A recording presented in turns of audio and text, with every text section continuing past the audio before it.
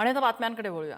लेह लडाखच्या सीमावर्ती भागात सध्या तणावाची परिस्थिती आहे। बुधवारी उसळलेल्या हिंसाचारानंतर सामाजिक कार्यकर्ते सोनम वांगचुक यांना अटक करण्यात आली। या हिंसाचाराला चिथावणी दिल्याचा आरोप वांगचुक यांच्यावर आहे। लेह लडाख कसं धुमसतंय आपण बघूया रिपोर्ट।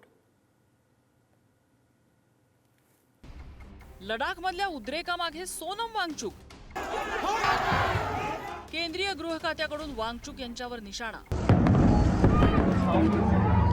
लडाखमधील सामाजिक कार्यकर्ते सोनम वांगचुक यांच्या आंदोलनादरम्यान लडाखमध्ये हिंसाचार उसळला।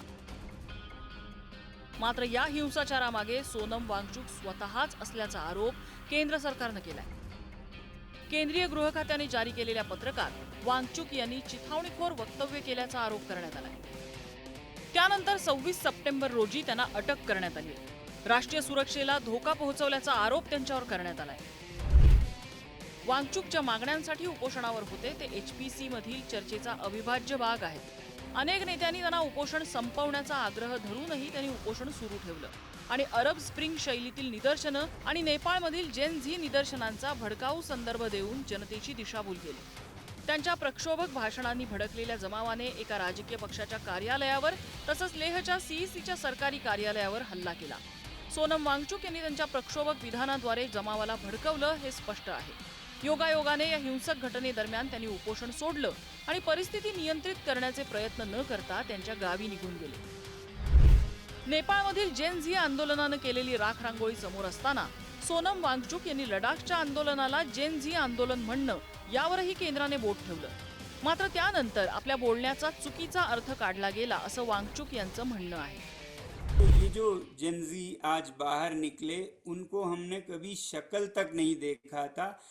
आज तक लद्दाख के लोगों की शिकायत थी कि ये जो युवा पीढ़ी है वो तो कभी अनशन में आते नहीं हैं, उन्हें तो शायद फिक्र ही नहीं है, बड़े बूढ़े ही आते हैं। तो सब यही कहा करते थे कि ये युवा पीढ़ी खुद मतलबी हैं, वो कभी अनशन में बैठने के लिए नहीं आते हैं।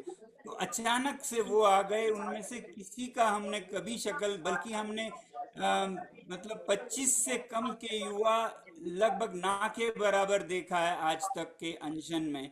आज अचानक उनका सबका एक तरह का बाढ़ सा आ गया। ये सब लोग हैरान हैं इस पे। या हिंसेनंतर सोनम वांगचुक यांनी आपलं उपोषण थांबवलं।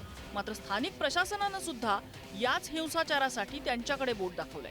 वांगचुक यांच्या उपोषण स्थळावरून वारंवार चिथावणीखोर वक्तव्य समोर येत असल्याचं लेहचे उपायुक्त रोमिल सिंग यांनी म्हटलंय। The protesters start stone pelting and try to enter the council and secretariat office. The police, supported by CRPF, blocked their entry through there, though there was massive stone pelting by the protesters. A few protesters managed to enter the complex and put the council assembly hall on fire. जब ये हो चुका था, पहली बात तो कुछ लोग कहते हैं कि आपने ऐसा कह के इंसाइट किया। जब ये हो चुका था मैंने तब एक अपडेट दिया जिसमें मैंने कहा कि ये हिंसा निंदनीय है, शब्द था निंदनीय है। मैं बहुत दुखी हूँ, इससे आप हमारा समर्थन नहीं बल्कि हमारी बदनामी कर रहे हैं। और फिर मैंने कहा कि ये अचानक से बिना किसी पहले के उसके अचानक से ऐसे हजारों में युवा निकल गए मानो जैसे जेनजी रेवोल्यूशन सा हो, ऐसा एक शब्द निकल गया। वैसे मैं जेनजी प्रयोग नहीं करता हूं, अब ये बच्चे खुद को करते हैं तो इसलिए शायद मेरे मुंह से निकला, वरना हमें जेनजी से इतना छूताछूत भी नहीं होना चाहिए। या सगळ्यात आपल्याला बळीचा बकरा बनवलं जात असल्याचा आरोप आता सोनम वांगचुक यांनी केलाय। मला लडाख बाहेर ठेवण्याचा हा प्रयत्न असल्याचं ते म्हणतायत। जबकि लद्दाख के जो चुनाव हैं वो 2 महीने में आने वाले थे। ये वही चुनाव है जिसमें लोग मांग कर रहे हैं कि पिछले चुनाव का वादा पूरा कीजिए अगले में जाने से पहले।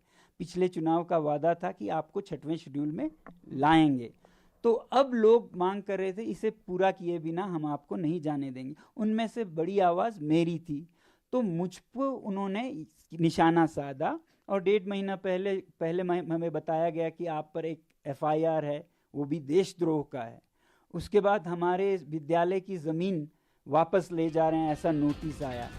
एकीकडे सोनम वांगचुक यांना अटक झाली आहे तर दुसरीकडे त्यांच्या संस्था CBI आणि EDच्या रडारवर आहे।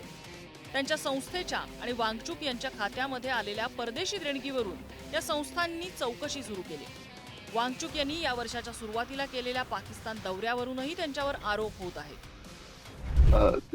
सरकारची परवानगी लागते जर तुम्हाला परदेशातून जर पैसे मिळत असतील तर. यांच्या अकाउंटमध्ये पुष्कळशे पैसे आलेले आहेत जे परदेशातून आलेले आहेत आणि त्याचं अकाउंटिंग हे ठीक नाहीये. याच्याशिवाय यांचा जो वांगचुक यांचा जो पर्सनल अकाउंट आहे त्याच्यामध्ये पण पुष्कळ पैसे आलेले आहेत आणि गेले ऑलमोस्ट 10 दिवसापासून सीबीआयचं तिथे इन्व्हेस्टिगेशन सुरू आहे. हे फेब्रुवारीच्या महिन्यामध्ये पाकिस्तानला गेले होते आणि विषय काय तर क्लायमेट चेंज. अरे पाकिस्तान हा भारताचा शत्रू आहे हे सगळ्या जगाला माहिती आहे. म्हणजे एखादा परिसंवाद म्हणजे सेमिनार होत असेल तर ते अतिशय हास्यास्पद आहे. तिथे जायची गरज काय आहे. परंतु आजकाल ऍक्टिव्हिजम किंवा ऍक्टिव्हिस्ट बनणं हा एक मोठा उद्योगधंदा झालेला आहे आणि एक संस्था निर्माण करून फॉरेनमधनं पैसे घेऊन येणं हा एक मोठा उद्योगधंदा बनलेला आहे.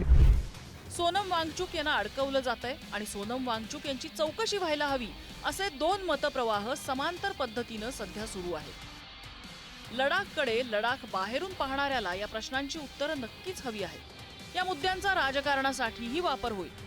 पण आपल्या शत्रूशी सीमा विभागलेल्या लडाखमध्ये लवकरात लवकर शांतता आणणं गरजेचं आहे हे नक्की. कुठल्याही पातळीवरच्या राजकारणापेक्षा देशाच्या सुरक्षेसाठी या शांततेची प्राधान्यानं गरज आहे. ब्युरो रिपोर्ट, पुढारी न्यूज.